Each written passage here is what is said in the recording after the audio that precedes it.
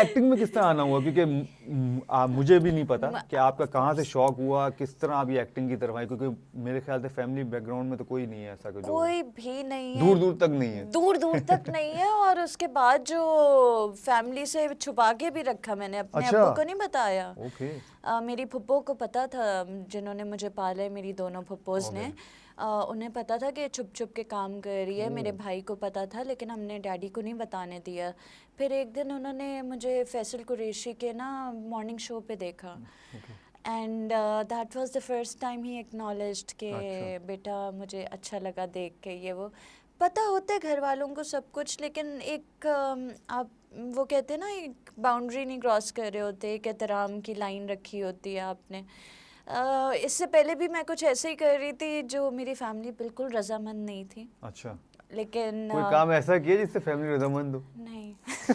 वो मैंने मैं माजरत चाहती हूँ अपनी फैमिली से, लेकिन हाँ अब वो रजामंद है। अच्छा चलो शुक्र है। जब इंसान अपनी स्ट्रगलिंग पीरियड से बाहर आ जाता है ना, तो फवाद आलम साहब आप भी जानते हैं अच्छी तरह से कि फिर उसके बाद लोग आपको एक्सेप्ट करने लग जाते हैं। इमीडिएट फैमिली हो या फिर आपकी दूर की फैमिली हो, पहले एक्सेप्टेंस होती है, उसके बाद फिर अदर फैमिली रिलेटेड चीज़ें। Sorry, coming back to the point. जी जी प्लीज। मैं PIA में एयर होस्टेस थी। अच्छा, वो भी कर चुकी हैं आप? जी। अच्छा जी, तो आगे चलते रहे बस, फिर मैं चुप रहा। तो आज तो माशाल्लाह इतने सारे राज हैं यार। हाँ, मेरे बहुत सारे राज हैं। मैं PIA में एयर होस्टेस थी, और हमारे डॉक्टर साहब वहाँ पे, जो कि एक बहुत बड़े प्रोड्यूसर हैं इस वक्त, one of the biggest production houses के वो पार्टनर हैं, मालिक हैं, डॉक्टर अली काज़मी। अच्छा। फ़हद मुस्तफ़ा के साथ जो होते हैं, बिग बैंग के साथ। जी बिल्कुल, बिग बैंग के साथ। तो उस वक्त उनकी अलग प्रोडक्शन थी मोहसिन तलत के साथ, HQ प्रोडक्शंस के नाम से। एंड ये लोग टोक्यो में शूट कर रहे थे 2 से 3 ड्रामाज आई गेस। तो मैं डॉक्टर साहब से ना मेडिकल लीव वगैरह लेने आती थी कभी, क्योंकि वो थोड़ी बहुत मॉडलिंग वगैरह करनी होती थी, कमर्शियल्स करने होते थे। हाँ, उसमें थोड़े से अच्छे पैसे बन जाते थे, एयरलाइन में नहीं बन रहे थे, नहीं बन रहे थे भाई। तो उन्हें फिर एक मसला ये क्रिएट हुआ कि उनकी 2 हीरोइंस थी, एक उनकी मेन लीड और एक जो हम सेकंड लीड कहते हैं या फिर जो भी। तो जो उनकी वो सेकंड लीड हीरोइन थी, उन्होंने कहा कि पहला ड्रामा उन्होंने कर लिया, लेकिन जो दूसरा वाला जब उसके लिए महविश हयात पहुंची, लैंड की, तो वो मोहतरमा चली गई वहाँ से। उन्होंने कहा कि मैं ये काम नहीं करूँगी, आई विल नॉट प्ले उनके साथ का मतलब ये था कि उन्हें लगा कि उनका कैरेक्टर छोटा है उनसे, और वो दोनों उस वक्त उसी एक सेम लेवल पे थी। दूसरी कौन थी? मैं नहीं, बुरी बात तो है। महविश का हयात का बता दिया, तो दूसरी वाले का भी बताया ना। ये तो वो भी फिर एक का भी नहीं बताना था। दोनों बहुत अच्छी लड़की है ना। तो फिर मैंने कहा एक का भी नहीं बताना था ना। कोई बात नहीं ना, महविश इज लव। महविश से उस टाइम के बाद मैंने आज तक कभी काम नहीं किया, लेकिन वो ही प्यार, एहतराम एंड यू नो एक्नॉलेज करती हैं जब आपसे मिलती हैं। She is a very good person. और वो दूसरी वाली भी बहुत अच्छी इंसान है, वो उनका करियर डिसीजन था उस वक्त। तो खैर प्रोडक्शन तो फंस गई क्योंकि सब वहाँ पे मौजूद थे। तो फिर उन्होंने मुझे बुलाया, उन्होंने कहा ज़ीका मुझे काम है, आओ एक्टिंग करो। मैंने कहा मुझे तो नहीं आती, मैं तो नहीं कर सकती। फिर मोहसिन तलत ने मुझे फ़ोन पे, मोहसिन भाई ने रीअश्योर करवाया कि मैं करवा लूँगा, तुम आओ तो सही।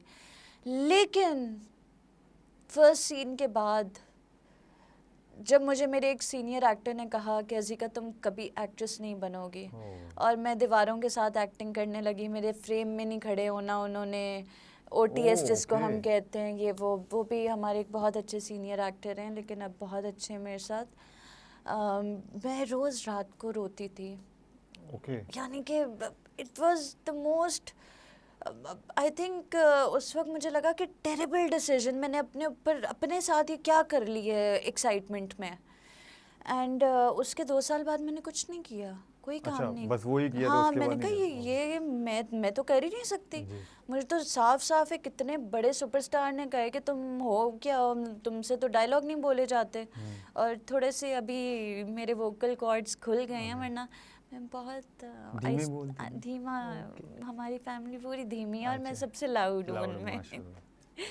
तो ये हुआ, इस तरह से आगाज़ हुआ। फिर मुझे जियो वालों ने बुलाया, मेरे प्रिंट कैंपेन्स और कमर्शियल चला कॉर्नेटो का, ओके।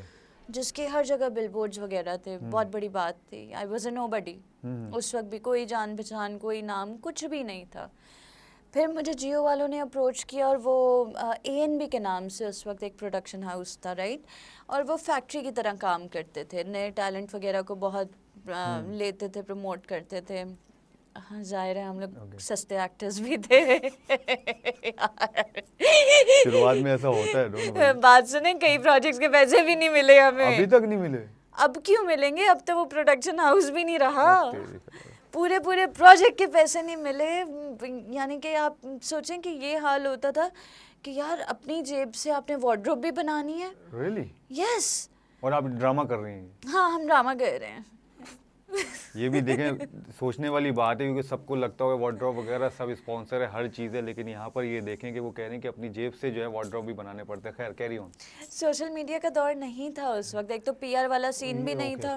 ठीक है, ये आप कितनी पुरानी बात कर रही हैं? ये मैं आपसे कर रही होंगी 2012 में मैं टोक्यो गई थी, सितंबर अक्टूबर। फिर उसके 2 साल बाद